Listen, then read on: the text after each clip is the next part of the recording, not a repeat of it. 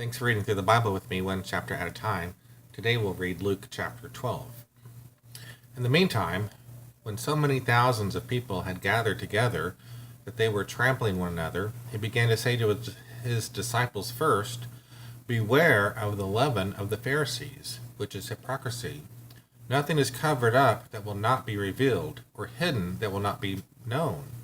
Therefore, whatever you have said in the dark shall be heard in the light. And what you have whispered in private rooms shall be proclaimed on the housetops. I tell you, my friends, do not fear those who kill the body, and after that have nothing more that they can do. But I will warn you whom to fear. Fear him who, after he is killed, has authority to cast into hell. Yes, I tell you, fear him. Are not 5 sparrows sold for 2 pennies, and not one of them is forgotten before God? Why, even the hairs of your head are all numbered. Fear not, you are more value than many sparrows. And I tell you, everyone who acknowledges me before men, the Son of Man will acknowledge before the angels of God. But the one who denies me before men will be denied before the angels of God.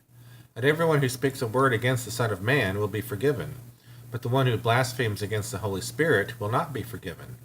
And when they bring you before the synagogues and the rulers and the authorities, do not be anxious about how you should defend yourself or what you should say, for the Holy Spirit will teach you in that very hour what you ought to say." Someone in the crowd said to him, "Teacher, tell my brother to divide the inheritance with me." But he said to him, "Man, who made me a judge or arbitrator over you?"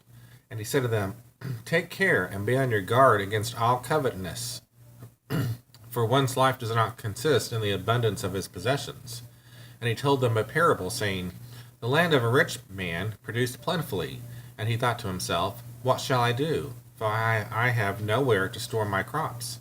And he said, 'I will do this. I will tear down my barns and build larger ones, and there I will store all my grain and my goods. And I will say to my soul, Soul, you have ample goods laid up for many years. Relax, eat, drink, be merry.'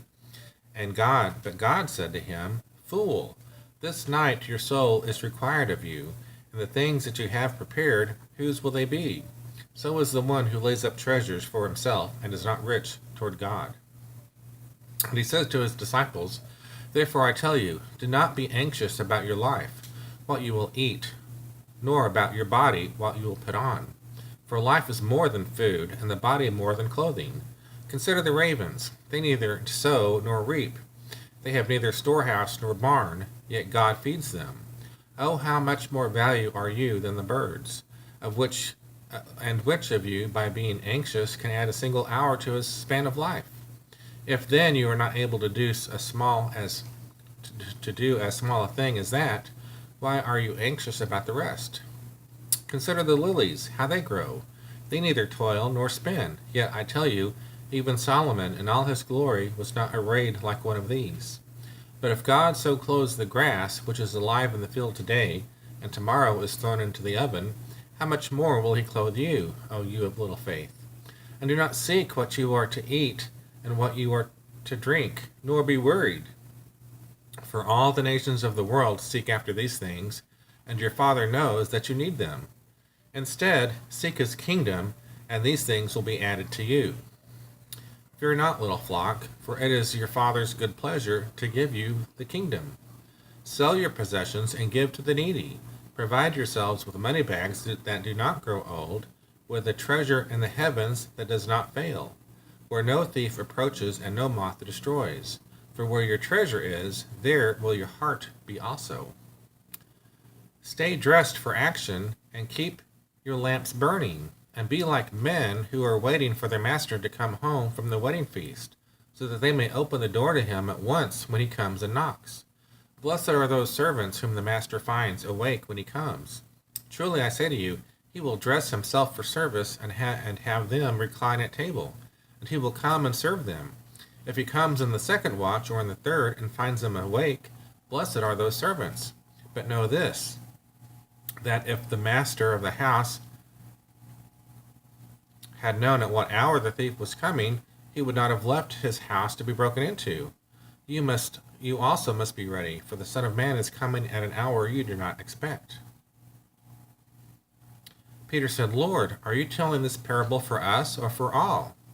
And the Lord said, Who then is the faithful and wise manager, whom his master will set over his household to give them their portion of food at the proper time? Blessed is that servant whom the master will find so doing when he comes. Truly I say to you, he will set him over all his possessions. But if the servant says to himself, My master is delayed in coming, and begins to beat the male and female servants, and to eat and drink and get drunk, the master of that servant will come on a day when he does not expect it, and in an hour he does not know, and will cut him in pieces and put him with the unfaithful. And that servant who knew his master's will, but did not get ready or act according to his will receive a severe beating. But the one who did not know and did what deserved a beating will receive a light beating. Everyone to whom much was given, of him much will be required, and from him to whom they entrusted much, they will demand the more. I came to cast fire on the earth, and would that it were already kindled. I have a baptism to be baptized with, and how great is my distress until it is accomplished. Do you think that I have come to give peace on earth? No, I tell you, but rather division. For from now on, in one house there will be 5 divided, 3 against 2, and 2 against 3. They will be divided, father against son, and son against father, mother against daughter, and daughter against mother, mother-in-law against her daughter-in-law, and daughter-in-law against her mother-in-law. He also said to the crowds, When you see a cloud rising in the west, you say at once, A shower is coming, and so it happens. And when you see the south wind blowing, you say, There will be scorching heat, and it happens. You hypocrites, you know how to interpret the appearance of the earth and sky, but why do you not know how to interpret this present time? And why do you not judge for yourselves what is right? As you go with your accuser before the magistrate, make an effort to settle with him on the way, lest he drag you to the judge, and the judge hand you over to the officer, and the officer put you in prison.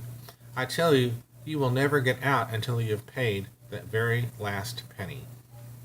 Thanks for reading through the Bible with me, one chapter at a time, as we read Luke chapter 12. Have a great day.